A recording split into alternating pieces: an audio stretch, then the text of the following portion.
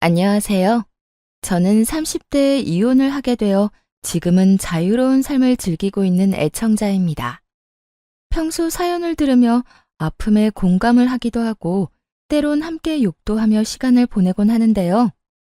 그런 사연 열차에 제 사연이 소개된다고 생각하니 괜스레 마음이 다 떨려오네요. 저는 저를 하자 있는 인간으로 몰아가는 시모도 시모였지만 남편이 결정적인 이유가 되어 이혼까지 하게 되었는데요. 제가 어떻게 남편의 외도를 알게 되었고, 어떻게 복수를 하고 이혼을 하게 되었는지 한번 들어보실래요?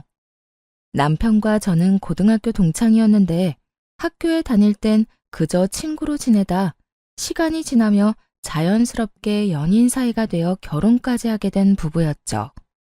그렇게 결혼을 하게 된 지 3년, 마음만 먹으면 금방이라도 임신이 가능할 거라 생각했는데 그게 생각처럼 쉬운 일은 아니었어요. 3년 동안 임신 소식은 전혀 없었고 결혼 전 더 늦어지기 전에 임신을 하고자 잘 다니던 회사까지 그만두고 몸 관리를 하며 임신을 하려 노력했죠. 남편 역시 저와 함께 병원을 다니며 임신을 위해 노력하고 있었고 그렇게 저흰 큰 소리 나는 일 없이 지내고 있었어요. 하지만 부부 사이만 좋다고 해서 스트레스가 없는 건 아니었어요. 임신이라는 게 몸도 몸이지만 심적으로 편안해야 잘 될 텐데 시모와 시누이는 임신을 방해라도 하려는 사람처럼 저를 괴롭히기 일쑤였어요. 엄마, 우리 집엔 임신 못해서 올케처럼 고생한 사람은 없지 않아? 내가 알기로는 그런 사람이 없는데 올케는 뭐 때문에 임신이 그렇게까지 안 되는 거지? 그러게나 말이야. 우리 집엔 그런 유전자 자체가 없는데 너희가 아기가 안 생기는 거 보니 아무래도 네가 무슨 문제가 있는 것 같구나. 우리 아들은 절대 문제가 있을 리가 없으니 말이야. 친정 역시 임신 때문에 고생한 사람이 없는데 저딴 식으로 말하니 기분이 나쁜 건 당연했어요. 거기에다 병원에서 검사받은 결과 남편뿐 아니라 저 역시 아무 문제가 없었고 그런 사실을 두 사람에게 여러 번 강조해서 말해주었는데도 불구하고 저런 말을 계속하니 정말 스트레스가 이만저만이 아니었어요. 제가 여러 번 말씀드렸잖아요. 병원에선 저희 몸엔 아무런 문제가 없다고 했다니까요. 그러니까 그런 말은 좀 하지 말아주세요. 저도 그런 말 들을 때마다 정말 스트레스가 이만저만이 아니라고요. 그런데 왜 그렇게까지 임신 안 되니? 혹시 병원이 이상한 거 아니니? 그 병원에서 검사를 잘못한 게 틀림없다.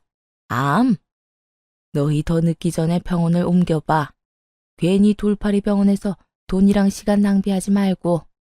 그래, 옳게. 엄마 말 무시하지 말고 새겨들어. 내 생각에도 그 병원 돌팔이 같으니까 말이야.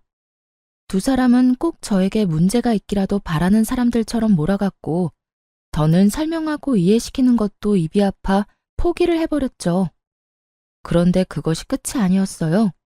시누이는 제가 임신 준비를 위해 집에서 쉬기 시작하자 제가 무슨 시댁 전용 종이라도 되는 양 저를 부려먹으려고 안달이 났더라고요.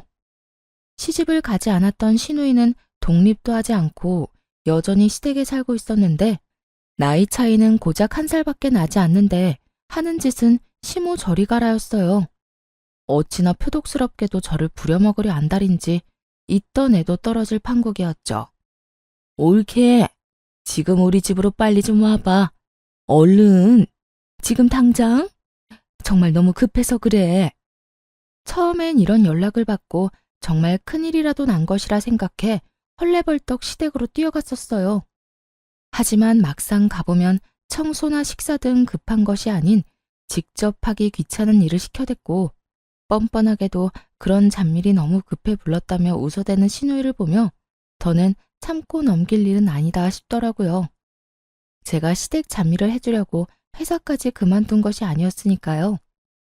그렇게 마음을 고쳐먹은 이후 전 시누이의 연락을 아예 무시해버리거나 연락을 받는 날엔 아예 못 간다고 못을 박아버렸습니다. 그리고 그날은 시누이와 큰 소리가 오간 날이었어요. 그날 역시 시누이에게 연락이 왔고 또 급한 일이 있다며 시댁으로 오라고 하더라고요. 무시하는 것도 하루 이틀이고 바쁘다고 하는 것도 한두 번이지. 더는 이런 식으로 상황을 외면하는 것도 아니란 생각이 들더군요. 아예 이 싹을 뽑아버려야 한다는 생각이 들었어요. 그래서 전 좀 더 단호하게 제 생각을 말하기로 했죠. 옳게.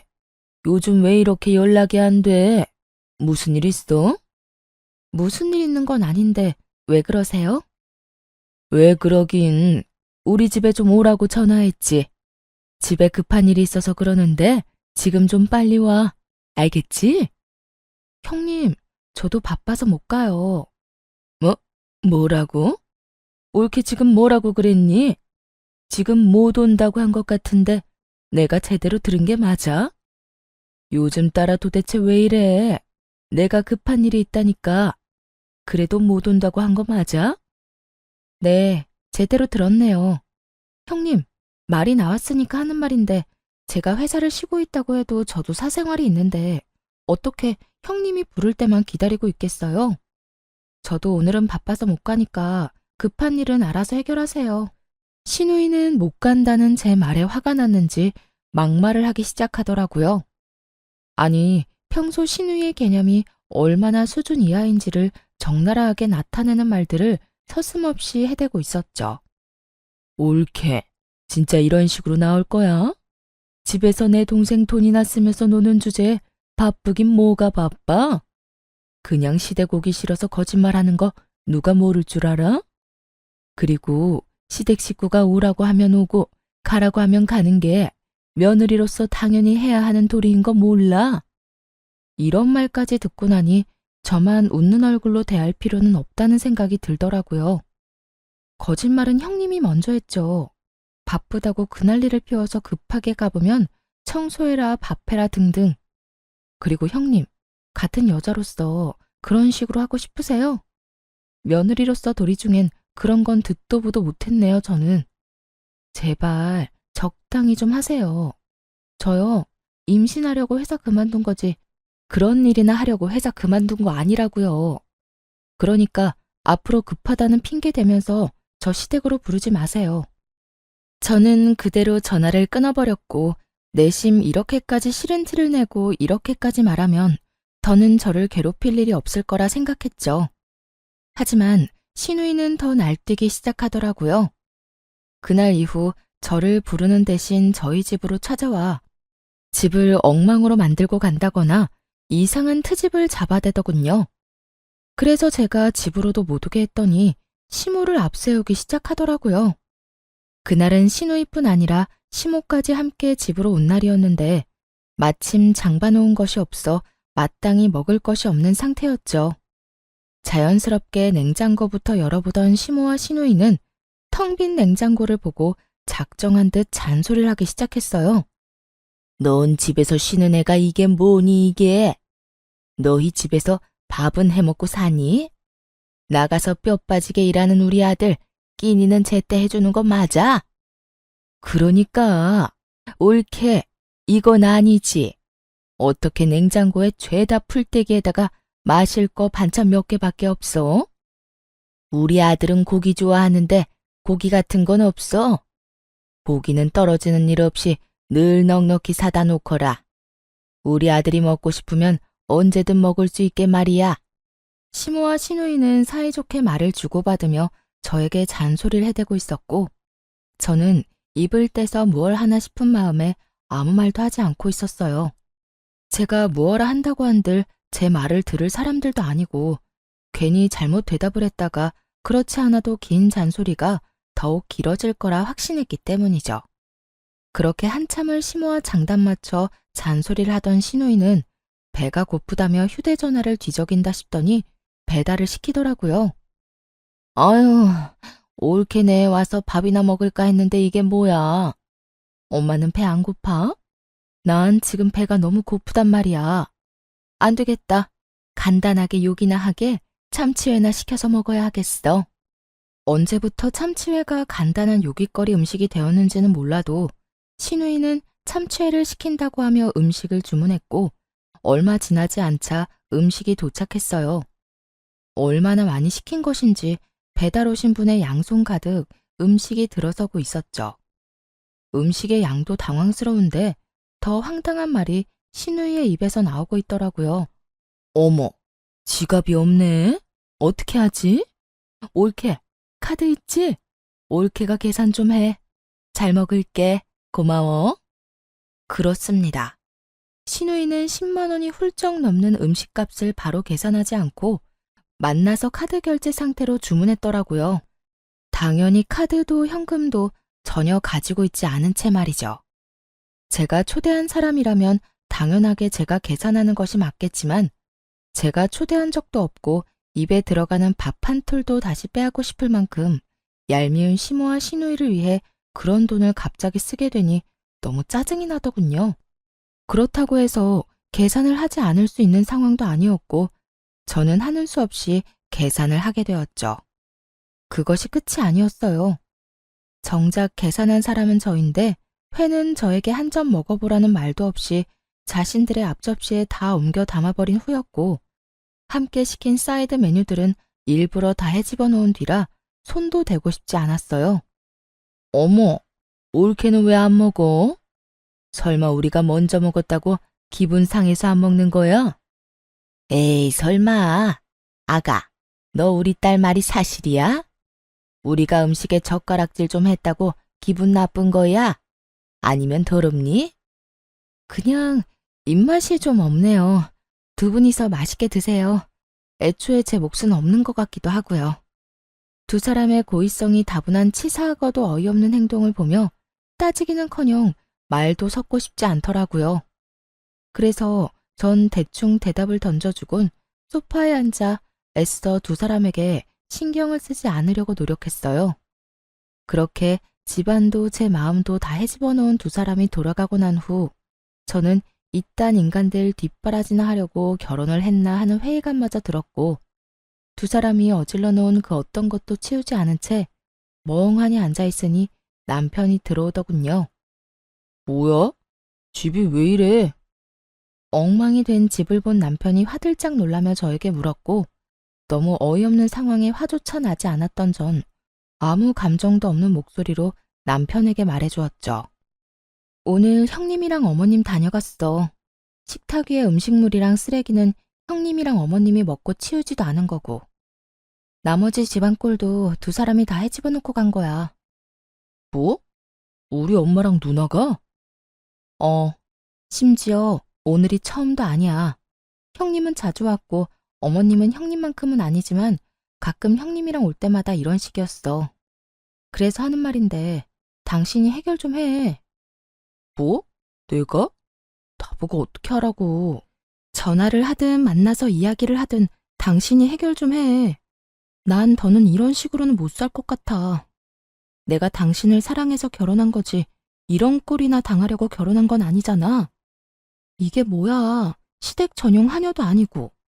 뻑하면 사람 불러서 부려먹는 것도 모자라서 그마저도 상황이 여의치 않으니까 연락도 없이 남의 집에 들이닥쳐서 사람 괴롭히는데 내가 언제까지 참고 살 수는 없지 않겠어? 그러니까 당신이 알아서 해결해. 남편은 언성을 높이지도 화를 내는 투도 아닌 저를 보며 상황이 더욱 좋지 않음을 느낀 것 같더라고요. 저를 대신에 큰 소리를 내며 휴대전화를 들고 밖으로 나가버렸으니 말이에요. 뭐? 심지어 이번이 처음도 아니란 말이야? 아, 정말 두 사람 다 왜 그러는 거야? 있어봐. 내가 통화 좀 하고 올 테니까 말이야. 이렇게 큰 소리를 치며 남편은 나가버렸고 저렇게까지 화를 내며 나갔으니 다 해결하고 돌아올 거라 생각했어요. 하지만 이런 제 기대와는 달리 통화를 끝내고 집으로 돌아온 남편은 들어오자마자 휴대전화를 내려놓으며 오히려 저에게 짜증을 내기 시작하더라고요. 당신, 내가 방금 누나하고 통화했는데 당신이 먼저 우리 누나 연락은 다 무시했다며? 우리 집으로 오라고 해도 바쁘다고 하고 끊어버리고 누나 말로는 당신이 먼저 말을 기분 나쁘게 했다고 하던데 그게 사실이야? 신우이는 사건의 시작이 어떻게 된 것인지는 쏙 빼먹고 딱 제가 본인에게 한 말과 행동만을 남편에게 전달했더라고요. 잘못은 시모와 신우이가 한 것인데 남편에게 짜증을 내는 것은 아니란 생각에 지금껏 참아왔는데 남편이 그 성의 없는 말투에 참아왔던 화가 끌어넘치더군요. 형님이 그래? 내가 먼저 연락도 무시하고 집으로 오라고 해도 가지도 않았다고? 내가 왜 그랬을 것 같아? 당신은 날 그렇게도 몰라? 내가 이유도 없이 그랬을 사람으로 보이냐고. 당신이 신경 쓸까봐 이때까지 말 안 한 건데 나 일 쉬기 시작하면서부터 형님 심심하면 나 불렀어. 급한 일 있다고 숨 넘어갈 것처럼 연락이 와서 가보면 설거지해라 청소해라 밥해라 등등 내가 그런 거 하려고 일 쉬는 거 아니잖아. 우리 임신 때문에 나도 그 좋아하던 내 일까지 그만두고 집에서 관리하는 거 아니야. 그런데 어머님이랑 형님은 그런 나를 불러서는 부려먹기 바빴다고. 형님이 그런 식으로 나오는데 당신 같으면 네네 하면서 연락받고 싶겠어? 저는 고함을 지르며 따져 물었고 남편은 제 말에 잠시 움찔하는가 싶더니 생각이란 없는 인간처럼 시댁 편을 들기 시작하더군요. 이유가 어찌 되었든 당신이 우리 누나 연락도 무시하고 말도 그딴 식으로 한 건 당신이 잘못한 거야. 누나가 그래도 당신보다 나이도 많고 손윗 사람인데 그렇게 무시를 당했으니 기분이 좋을 리가 있겠어? 그러니까 당신이 적당한 때 봐서 우리 누나한테 사과해. 알겠어? 신우이 대변인 노릇을 하느라 정신이 나가버린 남편을 보는데 정말 오만정이 다 떨어진다는 말의 의미를 알겠더라고요. 저에게 신우에게 사과를 하라며 우겨대는 남편을 보는데 사람이 어쩌면 그렇게 미워 보이는지 더는 마주하고 싶지도 않더군요. 그래서 전 시모와 신우이 때문에 엉망이 된 집을 손가락질하며 말했어요. 사과는 당신이나 하고 이 집 정리도 당신이 해. 뭐? 내가 왜? 내가 왜? 몰라서 물어? 이거 내가 어지럽혔어? 다 당신 엄마, 당신 누나가 이런 거잖아. 식탁 위에 저것들도 계산은 내가 했지만 난 한 입도 못 먹었고 이 집도 내 집이지만 내가 어지럽힌 건 단 하나도 없어. 당신 식구들이 이렇게 한 거니까 당신이 다 치워야 하는 건 당연한 거 아니야? 하여튼 난 절대로 못하니 당신이 알아서 처리해. 알겠어? 그렇게 저는 그대로 방으로 들어와 버렸고 밖에서 구시렁거리는 소리와 함께 치우는 소리가 들려오더군요. 그날 남편은 본인이 치운 거실에서 잠을 잤고 그렇게 저희의 사이는 점점 멀어지고 있었어요. 그때쯤부터 남편은 집에서 말도 거의 하지 않기 시작했고 전형적인 바람난 남자의 절차를 밟기 시작하더군요. 그런 남편의 모습을 보며 저는 수상하다고 생각했고 그런 생각이 짙어지던 찰나 고등학교 동창인 여자친구에게 전화가 오더라고요. 이 친구 역시 저와 똑같이 같은 고등학교 남자친구와 결혼을 한 친구였는데 할 말이 있다며 망설이는 것이 보통 일은 아니겠구나 싶더군요. 한참을 망설이던 친구의 입에서 나온 이야기는 제 예상을 훨씬 뛰어넘는 이야기였어요. 며칠 전에 남자애들끼리 동창회 한 건 알고 있어? 우리 남편도 다녀왔는데 글쎄, 그 자리에 네 남편이 여자친구라면서 어떤 여자를 데리고 왔다더라? 그 인간 진짜 미친 거 아니니? 아무리 남자들끼리 모인 자리라고 해도 그 자리에 있는 남자애들 너랑 네 남편이랑 결혼한 거 다 아는데 그런 자리에 여자친구를 데리고 갔다는 것 자체가 제정신이 아닌 거야. 남자들끼리 암묵적으로 비밀로 하고 있는 모양인데 우리 남편은 아무리 그래도 이건 아닌 것 같다면서 나한테 말해주더라고. 내가 이런 말을 너한테 해야 하나 말아야 하나 고민하다가 아무리 생각해도 괘씸해서 안 되겠더라고. 그러니까 너도 넋놓고 있다가 뒤통수 맞지 말고 뒷조사 하든 해서 준비 단단히 하고 있어. 충격이 크더라고요. 외도를 저지르고 있다는 사실을 알게 된 것도 충격이었지만 어떻게 상간녀를 데리고 동창회를 나갈 생각을 할 수 있는 것인지 정말 제 상식으론 이해가 되지 않더군요. 얼마나 내가 우스웠으면 그런 식으로 행동했을까? 분노가 머리 끝까지 차올랐죠. 동창생들 앞에서 소개하면 저도 모를 리가 없잖아요. 저에게도 동창생인 친구들인데 겁대가리를 상실한 건지 머리가 나쁜 것인지 아님 친구들에 대한 믿음이 깊은 것인지 이것도 저것도 아니라면 들켜도 상관없다 싶었는지 도무지 알 수가 없는 지경이었죠. 그 모든 것이 혼란스러운 상황 속에서도 확실해지는 것은 있었어요. 그 인간은 저와 이혼이 하고 싶어 환장한 인간이 분명했고, 전 그런 인간과 이혼을 해야 한다는 것 말이죠. 친구의 조언대로 흥신소에 의뢰해 남편의 뒷조사를 시작했고, 며칠 뒤 흥신소에서 전해드린 소식은 정말 통쾌하면서도 경악스러움 그 자체였어요.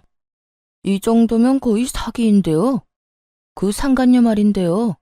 지금 남편한테는 부잣집 딸 행세를 하고 있고 남편분이 역시 그런 모습에 감쪽같이 속아 넘어간 것 같더라고요.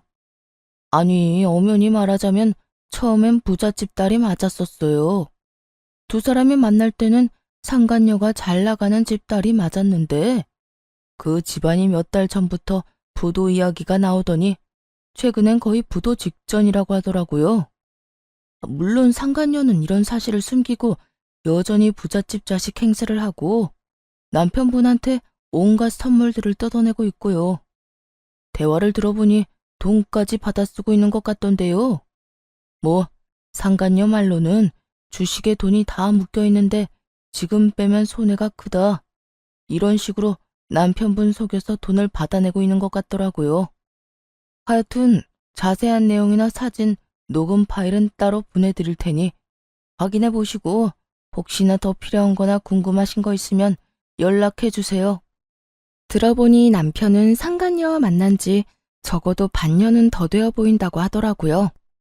반년이라는 말에 충격이 클 수밖에 없었죠. 그땐 저와 사이도 좋을 때라 외도에 대해선 의심조차 하고 있지 않을 때였으니까요. 급격하게 줄어든 생활비와 그 못지않게 줄어든 말수에 의심은 하고 있었지만 그 의심이 현실로 돌아오니 생각보다 충격이 크긴 하더군요. 그러면서도 똑똑한 척은 혼자 다 하고 돌아다니더니 어디서 저런 사기꾼 같은 여자에게 홀려서 허황된 꿈이나 꾸고 있는 남편이 한심하기 짝이 없기도 했고요. 거기에다 더 어이없는 건 신우이였어요.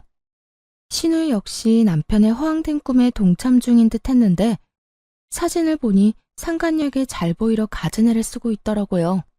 함께 백화점을 다니며 상간녀는 쇼핑을 하고 신우이는 그런 상간녀의 물건을 계산해주는 것도 모자라 상간녀의 마음에 들기 위해 짐꾼 역할까지 하고 있더군요.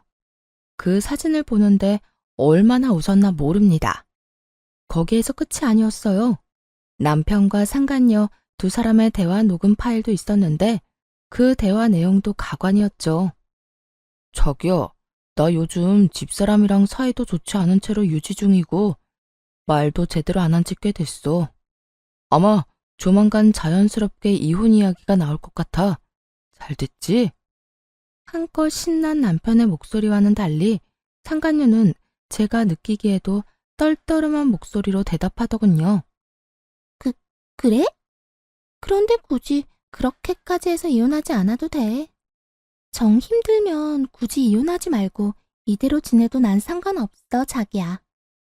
에이, 그래도 이렇게 지내는 것보다 내가 빨리 정리하고 자기하고 당당히 만나다가 결혼하는 게 더 좋지.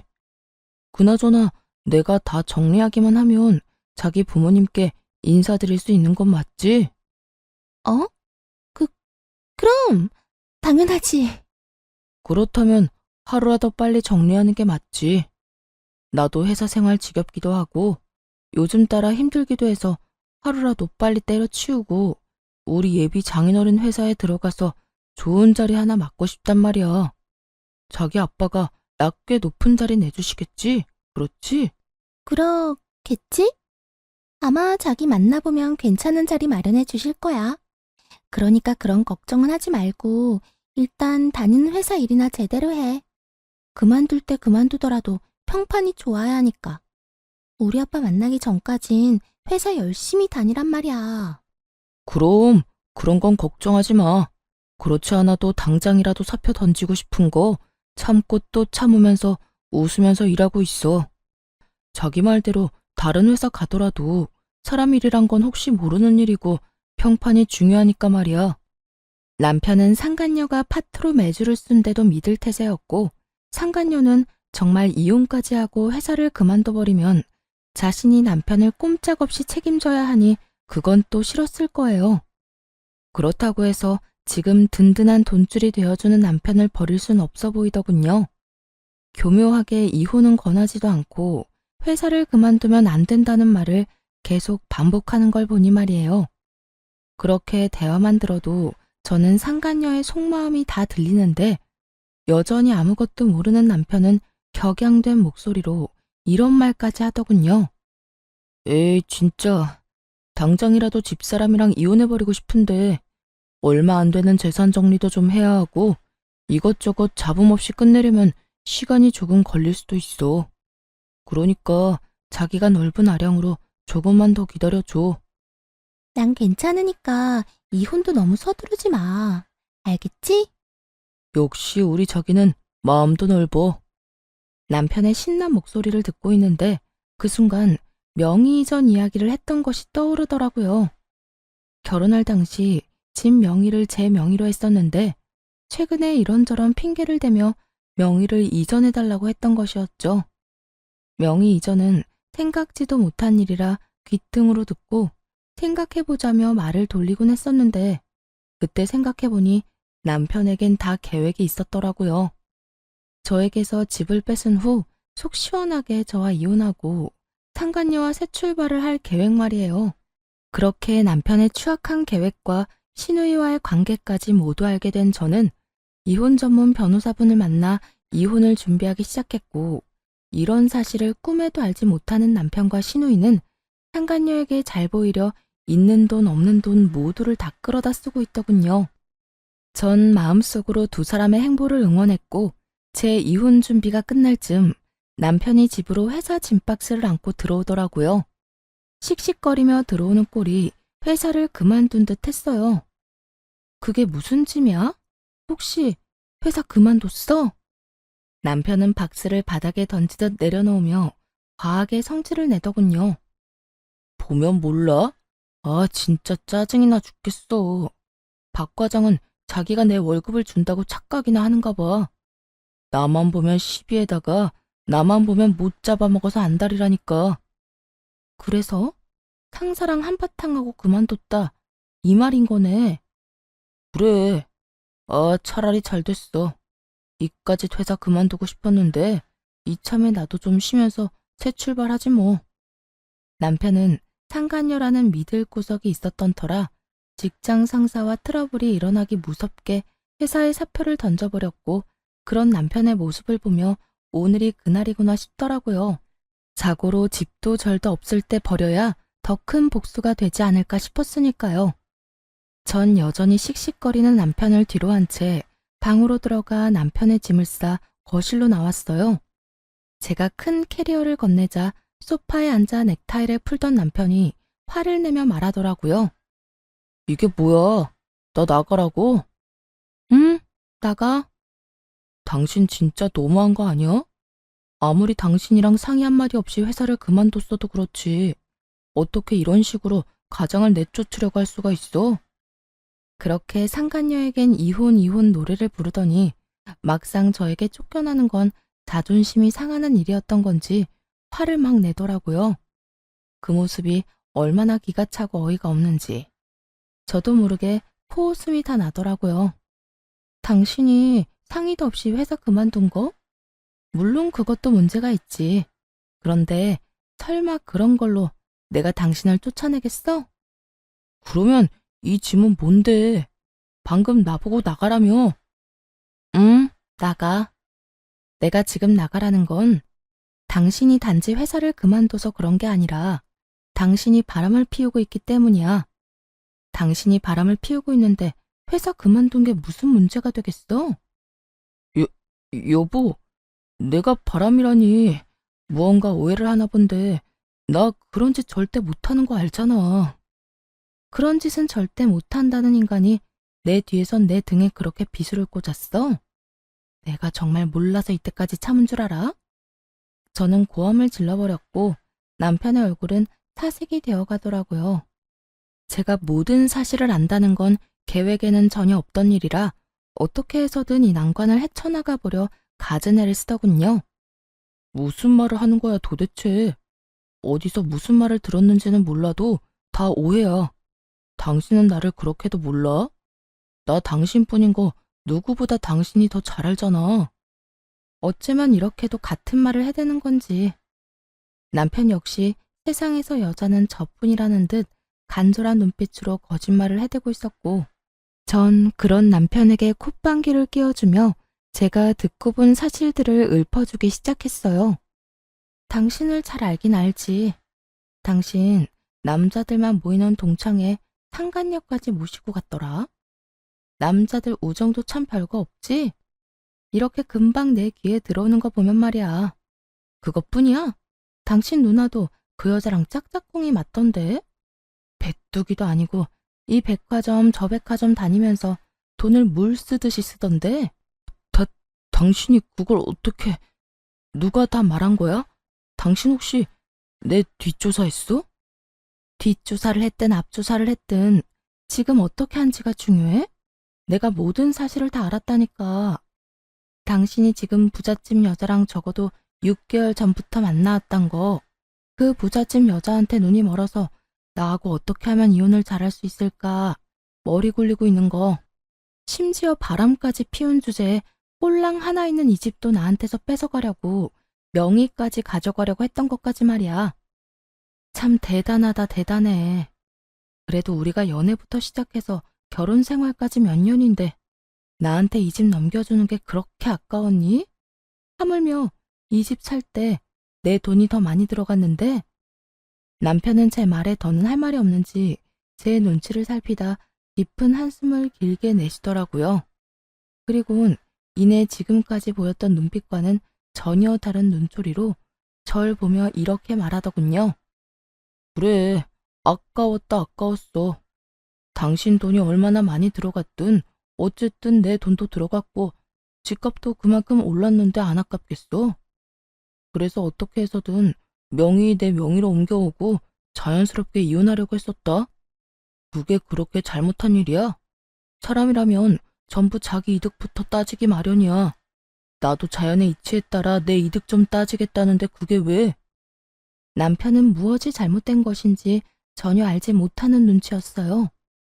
애초에 저와 남편의 사이에서 제일 큰 문제는 남편이 저를 배신하고 다른 여자를 만났다는 것인데, 그것에 대한 언급은 단 한마디도 없이 오로지 집 이야기, 이득 이야기만 한 걸 보니 말이에요.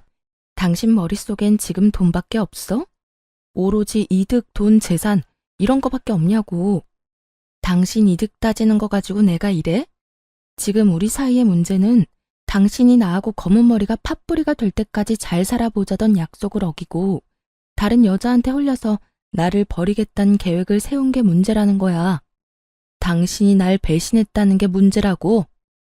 검은 머리 팥뿌리가 될 때까지 잘 살아보자. 요즘 세상에 그걸 지키고 사는 부부가 몇이나 된다고 이래? 다들 밖에서 마음 맞는 이성 친구 한두 명씩은 두고 스트레스도 풀고 그러고 산다고. 그걸 보고 버렸다, 배신이다, 그러면 안 되지. 다 순리대로 지내다 보니 어쩔 수 없이 일어난 일들이라고. 뭐? 순리? 언제부터 불륜이 당연한 흐름이 되었니? 네가 사는 세상이 어떤 세상인지는 모르겠지만 내가 사는 세상엔 불륜은 당연한 게 아니거든? 당신 어쩌다 인간이 이렇게까지 변했어? 어쩌다 인간이 이렇게까지 파렴치한이 됐냐 말이야. 지금 그런 게 중요해? 아, 다 됐고 당신도 나한테 더는 미련 없지? 나도 당신한테 감정 사라진 지 오래야. 이 빌어먹을 집 때문에 당신이랑 계속 살았던 거지 당신한테 마음이 있어서 같이 살았던 게 아니라고. 차라리 잘 됐지 뭐. 이딴 집 당신이나 가지고 일도 이렇게 다 틀어진 김에 이혼이나 빨리 하자. 당신이랑 이혼하고 그 여자랑 결혼만 빨리 하면 이까지 집값이야 껌값인데 뭐. 상간녀의 집이 쫄딱 망한 것은 꿈에도 모르는 남편은 기고만장한 얼굴로 저에게 집이나 먹고 떨어지라며 집을 나가버리더군요. 앞으로 본인 앞에 펼쳐질 앞날에 대해 아무것도 알지 못한 채 기고만장한 꼴로 집을 나가는 남편의 뒷모습을 보는데 화가 나기는커녕 웃음만 났습니다. 그렇게 진행된 이혼에서 저는 남편, 상간녀, 시누이 모두에게 위자료를 청구했고 세 사람 모두에게 위자료를 받고 이혼할 수 있었어요. 이혼하는 그 순간까지 상간녀는 부잣집 딸 연기를 하고 있었는데 저에게 주어야 하는 위자료 역시 전 남편에게 받아내고 있더라고요. 자기야, 나 아직 주식 정리를 못했는데 위자료 어떻게 해? 아까 들어보니까 위자료 이자가 은행 이자보다 높던데. 그냥 주식을 정리해야 싶기도 하고. 그런데 지금 정리하면 손해가 너무 심한데? 그래? 그러면 그냥 내가 대출받은 김에 조금 더 받아서 줄게. 어차피 그 주식 한 달 정도만 있으면 정리할 수 있다고 했잖아. 응, 들리는 찌라시엔 한 달 내로 따상 갈 거라고 하더라고. 그렇게만 되면 내가 진짜 이자까지 쳐서 다 줄게. 돈만 돌려주겠어? 자기 인생 펴는 거야, 이제. 상간녀의 말에 전 남편은 얼굴 한가득 행복 가득한 미소를 지어 보이더라고요. 저와 이혼하는 그 마당에 말이죠. 그 모습을 보는데 저 역시 웃음이 터져나와 크게 혼이 났네요. 주식에 큰 돈이 묶여 있는 것도 거짓말, 앞으로 인생이 필 일만 남았다는 것도 거짓말이란 것을 저는 잘 알고 있었으니까요. 그렇게 전 남편과 전 시누이가 빚쟁이가 된 채 소송은 마무리되었고 이혼 확정 서류를 제출하면 모든 것이 끝이 나는 날이 다가왔어요. 전 남편은 서류를 제출하려던 저를 기다리고 있었는데 그 몰골이 말이 아니더라고요. 죽도 한 그릇 못 얻어먹고 다니는 것인지 피골이 상접한 것은 물론이었고 행색도 남루한 것이 굳이 물어보지 않아도 어떤 상황인지 훤히 보이더군요. 제가 전 남편을 발견한 직후 전 남편 역시 저를 발견했는지 다짜고짜 저에게 달려와 무릎을 꿇고 빌기 시작하더군요. 여보, 서류 제출하러 온 거야? 이 서류 제출하면 우리 진짜 끝인 거 알고는 있지. 잘 알고 있지. 그러니까 이렇게 아침 대바람부터 온 거 아니겠어? 하루라도 빨리 너 같은 인간이랑 깨끗하게 정리하려고 말이야. 여보, 그러지 말고 다시 한번 생각해보면 안 될까? 우리가 이렇게 이혼한다는 거 정말 말도 안 되는 일이잖아. 뭐? 말도 안 되는 일? 뭐가 말도 안 되는데? 당신 말대로 우리 고등학교 때부터 해서 지금까지 함께한 시간이 얼만데 이대로 우리가 헤어진다는 게 말이나 된다고 생각하는 거야? 정말 웃기지도 않더라고요. 그 긴 세월이 그렇게나 소중하다는 사람이 어떻게 다른 이유도 아닌 외도로 인해 이혼까지 하게 만들었으니 말이에요. 심지어 끝까지 반성은커녕 비웃기 바빴던 걸 제가 다 기억하고 있는데 이제와 이렇게 매달리는 꼴을 보고 있자니 통쾌하기는커녕 미친 듯이 화가 났어요. 그 세월이 그렇게 소중했다는 인간이 그딴 짓을 했니? 기억 안 나? 당신 나하고 이혼하는 그 순간까지 미안하다는 말은커녕 본인은 잘 먹고 잘 살 테니 나는 이혼녀 딱지 붙이고 잘 살라고 했던 거. 그런데 이제 와서 무릎까지 꿇고 왜 이런데? 갑자기 집 나갔던 양심이 다시 되돌아오기라도 했는가 봐. 그땐 내가 정말 정신이 나가버려서 당신한테 어떤 짓을 하고 있는지조차 몰랐어. 나 사실 당신이랑 그렇게 이혼하고 나 당신 많이 그리웠어. 나한테 당신이 정말 없어서는 안 될 존재라는 것도 알았고 오로지 당신만이 내가 사랑할 수 있는 여자란 걸 깨달았지 뭐야. 깨닫기는 개뿔. 상간녀의 집이 쫄딱 망해버려 쥐뿔도 없는 상황이란 걸 전 남편은 알게 되었고 전 남편은 상간녀를 닥달하기 시작했다 하더군요. 손해볼 것이 하나 없는 상간녀는 헤어지자는 말과 동시에 받았던 돈은 한 푼도 갚지 않고 도망을 가버렸다는 소문을 이미 다 전해들어 알고 있는 상태였죠. 그러니까 전 남편은 저에 대한 사랑이 그리운 것이 아니라 거짓골이 된 자신이 아쉬워서 저에게 매달리는 것임을 저는 누구보다 잘 아는 상태였죠. 참, 거짓말도 정성껏 잘한다. 야, 내가 너 바람난 것도 다 알고 있었는데 네가 지금 왜 이러는지 모를 줄 알아? 혹시 당신도 내 소식 다 들은 거야? 당신도 다 아는 것 같으니까 솔직하게 말할게. 그 여자 알고 보니까 회사 부도가 났었더라고. 그 사실을 나한테는 감쪽같이 속이고 주식 핑계대면서 나한테 돈 뜯어가고 있었고. 정말 너무하지 않냐? 어떻게 날 속일 수가 있어? 어쩐지 내가 당신하고 이혼한다고 할 때마다 반응이 시원치 않더라니. 하여튼 내가 이혼하고 위자료 내느라 빚쟁이 되고 우리 누나도 당신한테 위자료 주느라 빚쟁이 되니까 더는 뜯어먹을 거 없다 싶었는지 도망갔어. 내 돈, 누나 돈은 한 푼도 안 주고 말이야. 우리 집 지금 난리야. 나 회사도 그만두고 취업도 안 돼서 대출금 갚을 돈이 없어서 엄마 집까지 팔아 대출금 갚아야 하는 신세라고. 어쩌다 내 신세가 이렇게까지 된 건지. 전 남편은 눈물까지 짜내며 하소연을 하고 있었고 전 궁금하지도 않은 이야기를 듣고 있자니 하품이 다 날 지경이었어요. 그걸 몰라서 물어? 남의 가슴에 대못 박아놓고선 너는 평생 떵떵거리면서 행복하게 살 수 있을 거라 생각했어? 남의 눈에 눈물 나게 하면 네 눈엔 피눈물 나는 법이야. 그래서 할 말은 다 했니? 그 하품이 나오게 지겨운 하소연은 다 해댔냐고. 전 남편은 자신이 이렇게 눈물까지 쏟아내며 말하면 저 역시 눈물이라도 흘릴 거라 생각했는지 제 반응에 크게 당황하며 다시 울고불고 빌기 시작하더라고요. 여보, 그렇게 냉정하게 굴지 말고 예정을 생각해서라도 나 다시 받아주면 안 될까? 예정? 너한테는 그런 게 남아있는지 몰라도 난 그런 감정 따위 남은 게 없거든? 그리고 정이 남아있다고 한들 내가 미쳤어? 너부터 시작해서 줄줄이 빚쟁이인 네 집안일이랑 다시 엮이게. 넌 내가 진짜 만만하구나. 만만한 게 아니라 당신이 날 금전적으로 조금만 도와주면 이까짓 어려움은 금방 이겨낼 자신이 있어서 그래. 당신 지금 여유 자금 꽤 있을 거 아니야. 나하고 그 여자 우리 누나한테 받은 위자료. 설마 다 쓴 건 아니지. 그 돈을 벌써 다 썼을 리는 없잖아. 그렇지?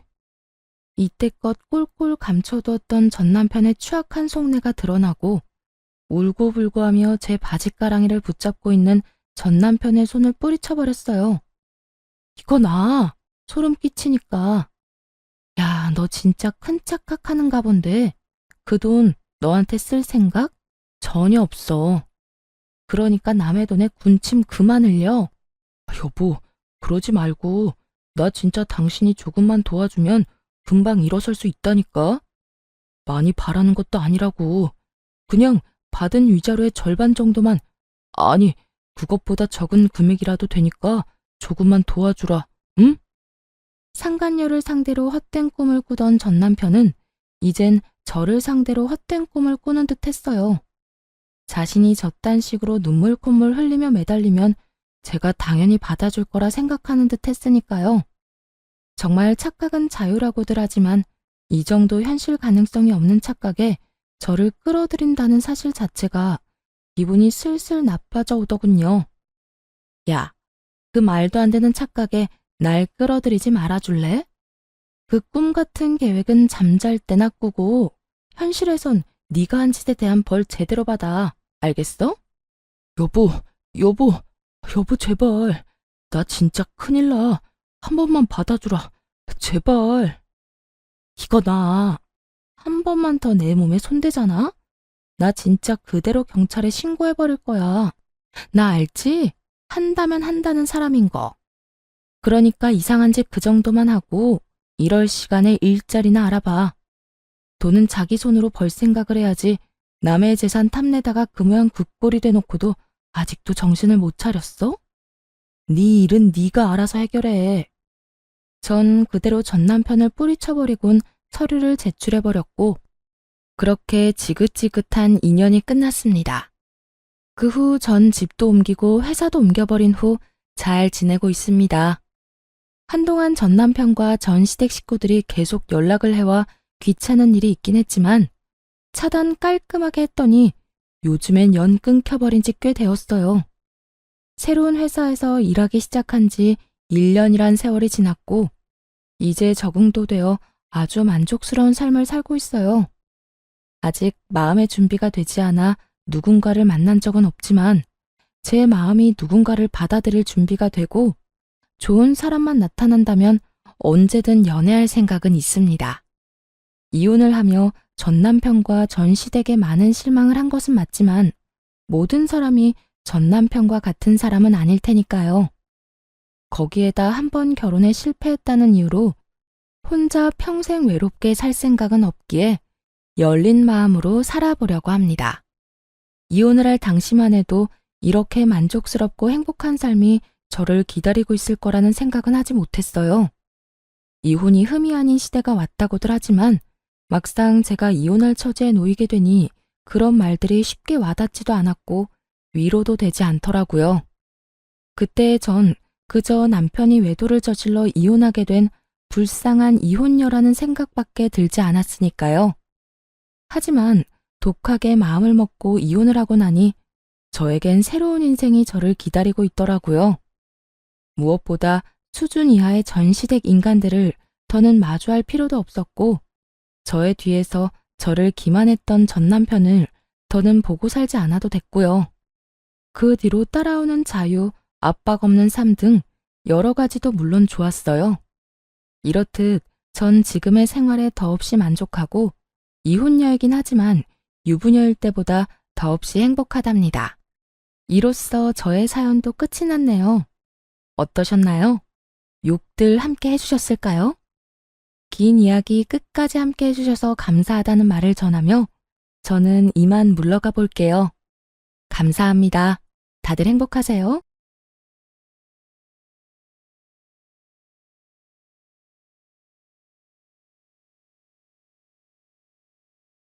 안녕하세요. 저는 얼마 전에 이혼에 성공한 40대 초반의 평범한 여성입니다. 제가 남편과 이혼하게 된 이유는 친정해줘야 할 것들을 어떻게든 줄이려던 시댁과 남편 때문이었는데요. 오늘 그 때문에 많은 것을 잃어야 했던 시댁과 전 남편에 대한 사연을 알려드릴까 해요. 저와 남편은 소개팅으로 만나고 1년의 열애 끝에 결혼하게 됐습니다. 당시에 남편 집은 꽤나 잘 사는 집이었고 저희 집은 그다지 잘 사는 편은 아니었죠. 제가 어릴 때는 가난하지 않았던 것으로 기억하는데 그 뒤로 아버지의 사업이 망하면서 점점 안 좋아졌던 것 같아요. 그래도 부모님의 헌신 덕분에 힘든 상황에서도 대학을 졸업하고 대기업에 취직할 수 있었죠. 시댁에서는 저를 탐탁치 않게 여겼지만 그나마 대기업 직장인이라는 타이틀 하나만으로 받아들여 준 것 같았어요. 그렇게 결혼하고 집을 구하는데 괜찮은 곳을 찾을 수 없었어요. 직장과 가까우면 너무 금액이 컸고 금액을 맞추면 직장과 너무 멀어지는 상황이니 어느 한 곳 정하는 것이 힘들었어요. 그때 제 눈에 들어오는 매물이 하나 있었어요. 저는 그 매물을 절대로 놓치고 싶지 않았죠. 모든 것이 애매한 조건이었지만 딱 하나 그 집만이 가지고 있는 것이 있었거든요. 바로 할머니와 저의 추억이요. 제가 본 그 구옥은 할머니가 살아계실 때 살던 집이었어요. 아버지 사업이 망하면서 그 집도 팔아야 했는데 정말 무슨 인연인지 제가 결혼할 때쯤 그 집이 매물로 나왔더군요. 저는 남편에게 부탁했어요. 오빠, 나 그 구옥이 너무 갖고 싶어. 왜 굳이 거기야? 거기보다 훨씬 좋은 곳도 많잖아. 근데 가격도 적당하고 직장도 그렇게 멀지는 않고 괜찮은 것 같아. 그리고 왠지 정감 가잖아. 작지만 정원도 있고. 저는 어떻게 해서든 그 집을 저희 신혼집으로 만들고 싶었어요. 안쪽은 리모델링해서 쓰면 새 것처럼 쓸 수 있으니까요. 그리고 무엇보다 그 집의 정원에는 제가 태어났을 때 할머니가 심어준 나무가 있었거든요. 그 나무만은 제가 꼭 다시 보고 싶었던 거였어요. 다행스럽게도 그 집이 가격이 그리 비싸지 않았고 남편 직장과는 더 가까웠기 때문에 리모델링을 한다는 조건으로 그 집을 계약하기로 했어요. 신혼집은 리모델링 비용까지 합쳐서 저희 둘이서 반반 부담하기로 했어요. 그리고 제 돈은 이미 주택 구매 시 다 썼죠. 사실 저는 리모델링 비용을 조금이라도 아끼려고 저희 아버지에게 공사를 부탁하려고 했어요. 저희 아버지는 토목업에 종사하는 분이셨거든요. 공사 인부로 현장에도 가고 따로 의뢰를 받아서 인테리어 수리해주는 일을 하셨어요. 프리랜서로 하는 일이다 보니 많은 돈을 버는 건 아니었지만 그래도 아버지는 솜씨도 좋고 알고 지내는 인부들도 많았기 때문에 한번 부탁을 해볼 생각이었어요. 그런데 제가 그렇게 이야기했더니 시모가 반대를 하더군요. 예, 돈 아끼려고 그런 생각하는 마음은 잘 알겠는데 그렇다고 오랫동안 살 집을 이런 식으로 공사장에서 일만 하던 사람한테 맡기는 게 맞는 건가 싶어. 혹시 문제라도 생겨봐. 그럼 어떡하니? 우리가 너희 아버지한테 책임을 물을 수 있겠어? 그리고 일은 그런 식으로 하는 거 아니야. 아는 사람을 통해서 하면 더 부담스러운 법이다. 어머님, 저희 아버지 공사장에서 일만 하신 건 아니고 원래는 인테리어가 주 업무세요. 일이 없을 때는 공사 현장에 가서 일도 많이 하셔서 그렇지 인테리어도 자신 있는 분야니까 괜찮을 것 같은데? 그건 네 생각이잖니. 네 아버지 솜씨가 좋았으면 여태껏 의뢰가 많이 들어왔겠지. 그런 거 아닌 거 보면 너희 아버지 솜씨도 알만하지. 아버지라고 무작정 감싸고 도는 것 같은데 그러지 마라. 나중에 너희 아버지 욕먹으면 어떡하려고? 그 이야기를 듣는데 빈정이 확 상하더라고요. 기분도 정말 나빴죠. 솔직히 거기에서 대들려다가 꾹 참았어요. 아버지를 불러서 해달라고 해봤자 서로 좋은 소리 못 들을 것 뻔하고 사소한 문제라도 생기면 꼬투리 잡아 아버지를 얼마나 쥐잡듯 잡겠나 싶은 생각이 들었거든요. 그래서 그냥 놔뒀어요. 지들이 알아서 하게. 저야 그냥 굿이나 보고 떡이나 먹자 그런 생각이었죠. 그런데 흘러가는 상황이 묘했어요. 남편은 분명히 믿을 만한 곳이라며 의뢰를 했는데 그 다음부터 벌어지는 상황들이 정상적인 상황이 아니었거든요. 온 집안을 다 뜯어놓긴 뜯어놨는데 정리가 하나도 안 된 상태로 공사 대금을 입금하지 않으면 그 다음 과정으로 넘어갈 수 없다는 말만 하는 거예요. 제가 그래서 남편에게 말했어요. 여보, 그거 조심해야 돼. 돈 먼저 주면 절대 안 되고 고쳐주면 돈을 준다고 이야기해. 만약에 돈 줬다가 안 고쳐주고 그냥 도망가면 우리 돈 다 버리는 거야. 알지? 아, 걱정하지 마. 내가 알아서 할게. 귀찮은 듯 말하는 남편을 보며 괜찮겠지 하는 생각을 했어요. 남편이 그런 멍청한 짓을 하겠나 싶었죠. 그런데 한 달이 지나도록 공사는 여전한 상태였고 인부들은 아예 저희 집에 찾아오지도 않았어요. 그렇게 집이 방치되는 동안 남편이 하는 것이라고는 인테리어 회사에 전화하는 것뿐이었죠. 전화는 받지도 않았지만 끊임없이 전화를 하더군요. 그러더니 곧 눈물을 뚝뚝 흘리며 저에게 말하더라고요. 여보, 나 어떡해? 이 사람들 진짜 미쳤나 봐. 내가 돈을 줬는데도 공사를 안 해줘. 이제는 내가 전화해도 받아주질 않아. 아니, 왜 돈을 줘? 내가 돈 주지 말라고 했잖아. 돈을 안 주면 공사를 안 해준다는데 그럼 어떡해? 나도 어쩔 수 없이 준 거라고. 대체 얼마를 줬는데? 설마 리모델링 비용으로 쓸 돈 다 준 건 아니지? 그게 한 1,000만 원 정도 남았는데 지금 그게 문제가 아니야. 우리 집 사놓고도 못 들어가는 게 더 힘든 거지. 여보, 진짜 집 좀 어떻게 좀 해줘 봐봐. 장인어른한테 부탁하면 안 될까? 너무 걱정되더라고요. 진짜로 이사 들어갈 날짜를 못 맞출까 봐요. 그래서 결국 친정아버지를 부를 수밖에 없었어요. 아버지에게 미안하다고 얘기하고 어쩔 수 없이 중단된 공사를 부탁했죠. 역시 아버지를 통해 부탁하니 모든 일이 일사천리로 잘 풀렸어요. 그리고 결과적으로는 제가 딱 원했던 예쁜 내부가 완성되었죠. 그렇게 리모델링을 끝낸 후 시모의 요청에 의해 집들이를 하게 됐어요. 집에 온 어머님이 그러더군요. 이거 봐, 얼마나 예쁘게 잘 나왔니? 아는 사람이라고 아무한테 맡겼으면 나중에 어쩔 뻔했어. 내가 하라는 대로 하니까 더 낫지? 시모는 저를 흘겨보며 그런 식으로 이야기하더군요.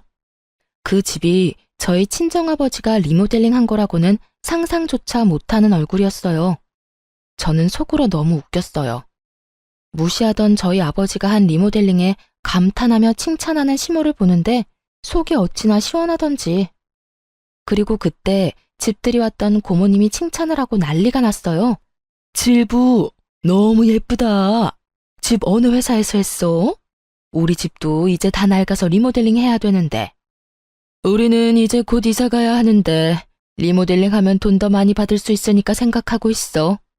정말로 어디서 한 거니? 가르쳐 줄 수 있어? 제가 미소만 지으며 가만히 있자 남편이 고모들을 향해 그렇게 말하더라고요. 이번에 우리 리모델링 우리 장인어른이 해주셨어. 업체 통해서 하는 것보다 더 잘 돼서 나도 기분 좋아. 정말? 너무 좋겠다. 역시 아는 사람 통해서 하면 깔끔하고 좋다니까. 혹시 연락처 가르쳐 줄 수 있니? 우리 집도 어떻게 좀 안 될까?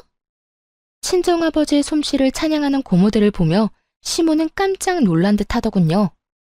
아무 소리도 못하고 그 사이에서 입만 꾹 다물고 있더라고요. 옳게, 사돈댁 연락처 좀 알려줄 수 없어? 이렇게 솜씨 좋은 사돈 소개도 안 시켜주고 너무하네. 우리 저번에 리모델링 해야 한다고 말한 적 있잖아. 그때라도 얘기 좀 해주지 그랬어? 그랬으면 여태껏 발품 파는 일 없었을 텐데. 그러게요. 저도 우리 사돈댁이 이렇게 능력이 좋은지 몰랐네요. 아니 며느리가 매번 겸손하게 이야기해서 나는 또 이렇게 출중한지 모르고 고모들 눈에도 예뻐 보이는가 보네요. 그래, 내가 딱 원하는 인테리어가 이런 거였어. 너무 젊지도 않고 너무 나이 들어 보이지도 않고 딱 감각적으로. 그렇죠? 걱정 마세요. 제가 사돈한테 잘 말해서 예쁘게 잘해달라고 말을 해놓을게요. 저희 아버지를 공사장에서 일하는 인부 정도라고 생각하며 무시하던 시모 입에서 결국 친정아버지 칭찬하는 말이 입 밖으로 술술 나오더군요. 속으로 정말 고소했거든요. 그렇게 무시하던 저희 아버지 진가를 당신 입으로 말하는 기분이 어떤가 묻고 싶을 정도로요. 그렇게 집들이가 끝나고 친척들이 모두 집으로 돌아갔어요. 그리고 본격적인 추궁 타임이 시작됐어요. 그 추궁의 주인공은 남편이었죠. 이게 어떻게 된 거야? 너 다른 업체 알아본다더니 왜 너희 장인어른한테 신세 졌니? 엄마, 그게 아니라 저도 상황이 좀 급해서. 남편이 아무 말도 못하고 우물쭈물하자 답답했던 시모가 저를 보며 물었어요. 너 설마 중간에서 너희 아버지한테 일 주자고 말한 거니? 그래서 너희 아버지가 리모델링 한 거야? 아니요. 저는 아버지에게 부탁한 적 없고 남편이 업체 찾아서 리모델링 하려고 했어요. 그런데 리모델링 업체가 사기꾼이었는지 집을 다 뜯어놓고는 돈만 홀라당 가져갔지 뭐예요? 제가 남편한테 돈 절대 입금하지 말라고 했는데 결국은 어머님한테 받은 돈 중에 1,000만 원만 남기고 싹 다 입금하는 바람에 그 사람들은 도망가고 집은 엉망진창이었어요. 업체는 나중에 찾아가니 아예 없는 주소고요. 그렇게 사기당했다며 울면서 저한테 부탁하는데 그럼 어떡해요? 저라도 뾰족한 수가 있는 건 아니잖아요. 그래서 아버지한테 부탁한 거예요. 다행히도 아버지가 깨끗하게 마무리해 주셨고요. 제 이야기를 듣는 내내 시모의 인상이 찡그려지더니 지끈거리는 이마를 부여잡고는 자기 아들에게 소리를 질렀어요. 너 미쳤어? 그 돈이 어떤 돈인데 사기꾼한테 돈을 줘? 일을 안 했는데 돈을 왜 줘? 너 진짜로 돈 다 날린 거야? 1,000만 원밖에 안 남은 거면 확실하냐고? 엄마, 아니, 나도 잘해보려고 그랬지. 돈 주면 잘해줄 것 같아서 그랬는데 그렇게 도망갈 줄 누가 알았겠냐고. 왜 몰라? 일도 안 하면서 돈 달라고 하는 놈은 사기꾼이지. 너 이런 정신머리로 사회생활은 어떻게 한 거야? 사기 안 당하고 여태까지 산 게 신기하다 이놈아. 엄마, 근데 지금 그렇게 중요한 게 아니야. 장인어른이 리모델링 해주셨는데 리모델링 비용이 없어서 지금 돈을 못 드리고 있어. 1,000만 원 먼저 드렸거든? 나머지는 엄마가 좀 어떻게 해주면 안 될까? 야, 엄마가 무슨 돈이 있어? 그리고 네가 사기당한 돈을 왜 나한테 와서 찾아? 엄마, 한 번만, 진짜 한 번만 부탁이야. 너 집 살 때도 엄마가 돈 빌려줬잖아. 그 돈 가져가고 이제 남는 거 없어. 시모가 제 눈치를 살짝 보고는 그렇게 이야기하더군요. 돈이 없다는 건 사실이 아니었을 거예요. 시부가 사업을 하는데 그 정도 돈이 없을 리는 없죠. 그런데 시모가 뜬금없이 금으로 가져가지 않겠냐고 묻더군요. 저는 일단 아버지한테 물어본다고 이야기했어요. 아버지는 금으로 받아도 상관없다고 하더군요. 그렇게 리모델링 비용의 차액을 금으로 받았어요. 알고 보니 시부모가 모아놓은 금이 좀 있었던 것 같더라고요. 대부분이 남편 어릴 때 받은 금반지, 금팔찌, 금목걸이 등이었죠. 언젠가 남편한테 줄 생각이었던 것 같은데 돈은 주기 좀 그렇고 대신해서 이거라도 넘길 생각이었던 것 같아요. 그 정도는 감안하기로 했어요. 사실 저희가 현금을 손해보는 거랑 마찬가지지만 아버지는 여의치 않았어요. 왜냐하면 우리 집 리모델링을 해준 뒤로 여러 군데서 아버지를 찾는 연락이 많이 왔거든요. 동네에서 리모델링 꼼꼼하고 잘해준다는 소문이 나서 바쁘게 일하기 시작했으니까요. 그렇게 저희 신혼집에 집들이는 무사히 끝났죠. 시부모가 저희 친정아버지에 대해 인식을 달리한 좋은 일이었기도 했죠. 그렇게 별일 없이 평범하게 시간이 지났죠. 그동안 시부모는 저희 부모님을 무시하는 행동은 보이지 않았어요. 그만큼 저희 아버지 실력이 동네에 소문이 나기 시작했거든요. 그렇게 결혼 3년 차쯤에 친정아버지에게 뜻밖의 연락이 왔어요. 딸, 안 싸더니 연락 왔던데? 지금 살고 있는 집 리모델링 하고 싶다고 말이다. 내가 해줘도 될까? 일단 너한테는 먼저 이야기해야 할 것 같아서. 저는 솔직히 속으로 깜짝 놀랐어요. 저희 집의 부탁은 절대로 안 할 줄 알았거든요. 그런데 저희 신혼집 상태를 보고 아무것도 모른다며 무시하던 저희 아버지를 찾은 걸 보니 이제야 친정아버지 진가를 알아챘나 싶어서 어깨가 으쓱하더라고요. 그럼 해드려도 되지. 아빠가 상담 잘해서 원하는 대로 잘 맞춰줘. 그런데 아빠 요즘 바쁘다고 하지 않았어? 바쁘기는 한데 그래도 네 시댁이잖아. 내가 좀 더 신경 써야지. 그런데 걱정은 안 돼? 혹시나 만에 하나라도 공사 잘못되면 진짜 아빠 물고 뜯을 사람들이거든. 나는 왜 이렇게 걱정되지? 괜찮아. 아빠가 애도 아니고 알아서 할 테니까 너는 너무 걱정 말고 있어. 그렇게 저의 작은 걱정을 뒤로하고 공사는 완벽하게 끝났어요. 시부모가 원하는 상을 맞추느라 기한이 좀 길어졌지만 그래도 굉장히 흡족할 만한 결과물이 나왔죠. 누구도 그걸 부정할 수는 없었어요. 시부모가 입이 귀에 걸릴 만큼 웃고 있었으니까요. 그런데 문제는 그 뒤에 터졌어요. 공사가 완료됐는데도 공사 대금을 안 주는 거예요. 공사 진행 중에 달라고 한 것도 아니고 공사가 다 완료된 뒤에 달라고 하는데도 계속 미루더군요. 결국 참다 못한 제가 시모에게 먼저 말했죠. 어머님, 저희 아버지 공사 대금은 언제쯤 받을 수 있을까요? 아버지만 일한 거면 상관없지만 함께 일한 아저씨들도 일한 만큼 돈은 가져가야 하잖아요. 그러니까 좀 기다리래도. 우리가 지금 돈이 없어. 너도 알잖니? 너희 시아버지 사업이 요새 좀 많이 힘든 거. 그럼 사업 힘들 때 리모델링은 왜 하셨는데요? 라는 말이 목구멍까지 치고 올라왔지만 일단 참았어요. 그리고 다시 되물었죠. 그러니까요. 아버님 사업 힘든 만큼 저희 아버지도 지금 힘들어요. 저희 아버지는 모르지만 다른 아저씨들은 아마 신고라도 해서 그 돈 당장 받으려고 하실 거예요. 어떡하실 거예요? 신고라는 무서운 단어에 시모도 한 발짝 물러서려는 건지 저한테 거래를 제안하더군요. 택도 없는 거래를요. 내가 공사 대금 안 주겠다는 거 절대 아니야.